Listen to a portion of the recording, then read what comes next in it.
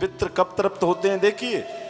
लिखा है कि पितरों के यहां भी पितृलोक में उत्सव चलते रहते हैं। और वो उत्सव कब होते हैं? बोले जब उन पितरों के परिवार वाले मृत्यु लोक पर, जब पितरों के निमित्त अन्नदान करते हैं, गौ सेवा करते हैं, भूमि दान करते हैं,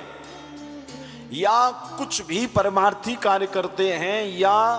उनके निमित्त भागवत जी की पोथी रखवाते हैं, तो पितृलोक में उत्सव मनाने लगते हैं हमारे पितृगण। तो कई पितृलोक में पितरों के यहां पर उत्सव चल रहा होता है और कई बेचारे पितर ऐसे ही बैठे रहते हैं शांत। तो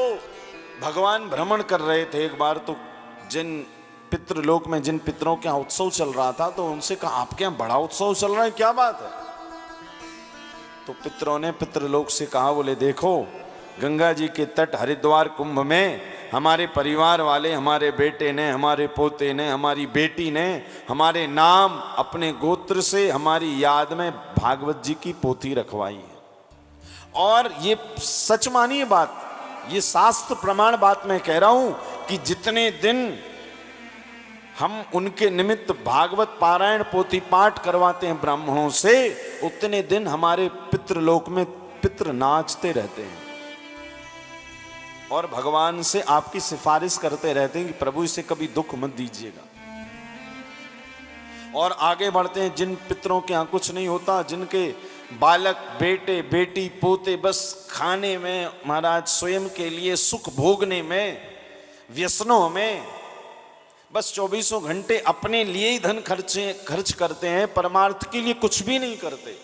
ना कभी अन्नदान करें, ना गौ सेवा करें, ना भूमि दान करें, पितरों को प्रसन्न करने के लिए कुछ भी नहीं करते, तो याद रखिएगा पितृलोक में हमारे पितृ अतृप्त भाव में बैठे रहते हैं, उदास। तो ठाकुर जी उनसे कहते भैया एक जगह तो बड़ा उत्सव चल रहा है और तुम उदास बैठे हो। तो कहते हैं प्रभु क्या करें, हमारा जो बालक है, हमारा जो पोता है, हमारी जो बेटी है, वो बस अपने लिए ही कमा खा रहे हैं, ना तो कभी परमार्थ के लिए कुछ निकालते हैं, ना कोई परमार्थ करते हैं, ना कुछ दान करते हैं, तो इसी कारण हम उदास हैं। और जब हमारे पितृ उदास रहते हैं तो याद रखिए फिर वो भगवान से हमारी सिफारिश नहीं करते, और जब ठाकुर जी से सिफारिश नहीं करते तो जो दुख है, जो कष्ट है, जो ताप है, वो आपके जीवन में फिर आना प्रारंभ हो जाता है।